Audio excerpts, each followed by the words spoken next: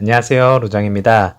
미국 3분기 GDP 성장률이 플러스로 돌아서면서 최근 경기 침체에 대한 우려를 진정시켰지만 메타의 실적 쇼크로 인한 영향은 증시 상승을 멈추게 하였는데요. 장중에 마이너스 24.56%가 하락을 하면서 지난 분기에 이어서 다시 공포로 몰고 간 것을 확인을 할 수가 있었습니다. 그로 인해서 나스닥의 경우에는 마이너스 1.63%가 하락을 하였고요. 장 초반 큰 변동성과 함께 장 후반에 급격하게 밀리는 것도 확인을 할 수가 있었네요. 오늘 장도 결코 이렇게 쉽지 않을 장이 열릴 것 같은데요. 애플과 아마존이 이제 실적 발표를 하면서 예상에 못 미치는 결과를 가져다 주었고요.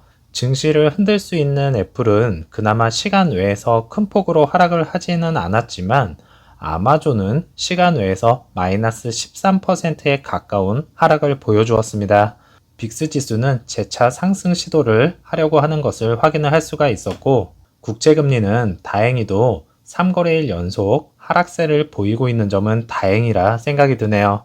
이제 가장 중요한 부분이 경기 침체가 아닐까 싶은데요. 올 들어서 연속 두 분기 역성장을 기록을 하였던 경제가 3분기에 2.6% 성장을 하였고 전문가들의 예상치는 약간 웃도는 수준의 반등 성장으로 판단을 하고 있지만 성장 내용으로는 그다지 좋은 것은 아니라는 진단이 나오고 있는 상황입니다. 결국엔 연준이 인플레를 잡기 위해서 연속 5차례에 걸쳐서 기준금리를 총 3.0% 올리면서 경기 침체를 유발한다는 지적이었고요. 과도한 금리 인상과 전쟁 등 외부 요인으로 경기 침체의 현실화가 앞당겨질 가능성이 있다고 보고 있는 상황이네요. 경기 침체가 시작이 되면 증시에서의 반응은 아무래도 더 차가워지겠고요. 투자 심리 또한 더욱더 얼어붙을 수 있겠고, 올 겨울은 유난히도 더 추운 겨울을 맞이할 수도 있는 상황이지만 50 베이시스 포인트 금리를 낮추기 시작하면 호재로 작용할 수 있는 부분을 기대를 해보는 수밖에 없을 것 같네요. 11월 1일과 2일에 그러니까 한국 시간으로 3일 새벽 2시쯤 되겠죠. 2시에 이제 금리 인상에 관한 결과가 나오기 때문에 다음 주는 정말로 중요해질 것으로 예상합니다. 루시드는 빅테크 기업들의 부진에도 불구하고 어느 정도 잘 버텨주면서 13불대를 유지를 하였고요. 오더플로에서는 라지 스케일과 미디움에서 매수가 약간 더 많았다는 것을 확인을 할 수가 있었습니다. 1분봉은 장 초반 분위기는 그렇게 나쁘지는 않았지만 역시 시장의 약세로 인해서 힘을 발휘하지 못하면서 하락을 한 채 마감이 되었네요. 어제 장도 정말 고생 많으셨습니다.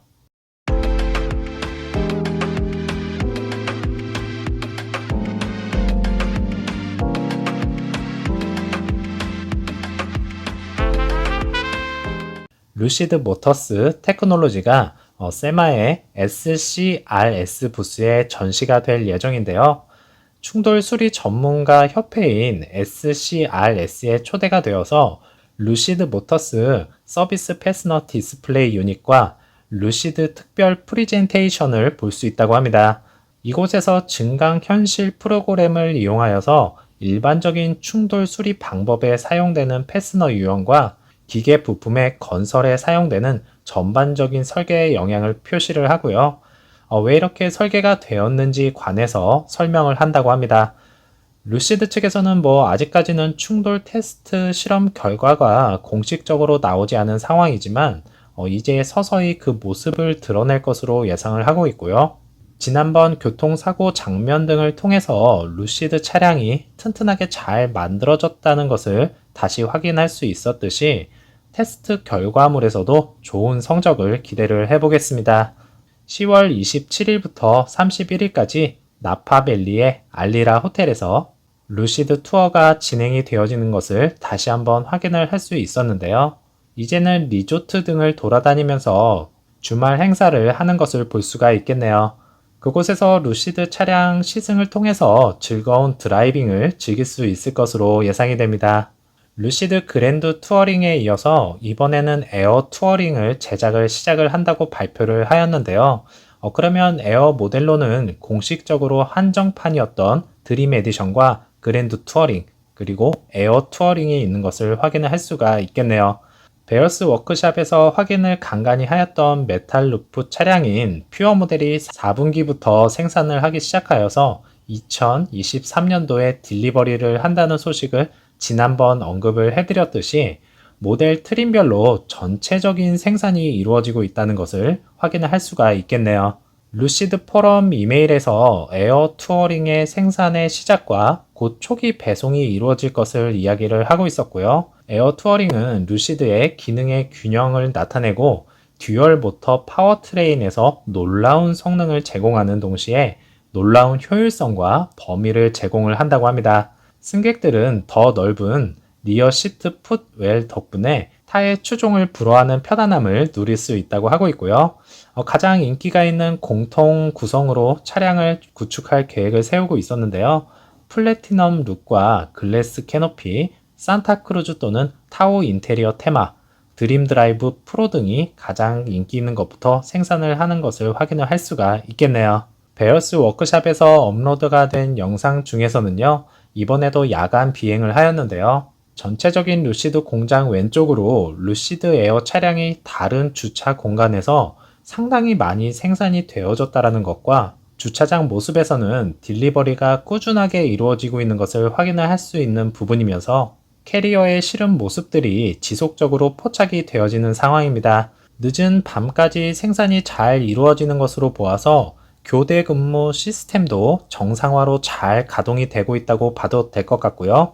내부 공사 현재 진행 상황은 많은 부분이 진전이 있는 것으로 보이고 있고 바닥 공사가 마무리가 되면 장비들이 들어올 차례이면서 페이즈 2 공장 완공 시기가 이제는 얼마 남지 않았다는 것을 다시 한번 확인을 시켜주고 있네요. 확장 공장까지 풀가동되는 모습을 다시 한번 기대를 해보도록 하겠습니다. 매우 저평가된 주식을 소개하는 기사들 중에서는 항상 루시드가 이렇게 포함이 되어 있는데요. 공격적인 국제 성장 계획과 현재까지 63%가 하락을 하는 아픔을 이야기를 하면서 공급망이 완화가 되면 큰 이익을 볼 수 있을 것으로 내다봤고요. 2분기까지 37,000대 예약과 약 3.5 빌리언 달러 잠재적인 매출, 그리고 이미 독일과 사우디의 스튜디오를 열었으며 여러 유럽 국가에서 온라인 오더를 받고 있는 상황이고 사우디에 공장 건설을 하기 시작을 하였습니다. 그리고 사우디 정부는 최대 10만 대의 EV 주문한 것을 다 아실 것이면서 사우디에서의 루시드 에어 판매 금액이 밝혀졌는데요. 루시드 라인업 중 드림 에디션 가격이 미국에서 16만 9천 달러의 한화로 약 2억 3천만 원인데요. 사우디에서 47만 9,116불, 한화로 약 6억 원이 넘는 가격이 책정이 되어 있는 것을 확인을 할 수가 있었고, 사우디 정부와 어떠한 얘기가 오고 가서 이러한 가격이 책정이 되었는지는 잘 모르겠지만은 루시드 측 입장에서는 마진율이 상당히 높을 것으로 예상을 하고 있고요. 그러면 그래비티는 과연 얼마에 판매가 될까 정말 궁금해지는 금액이네요.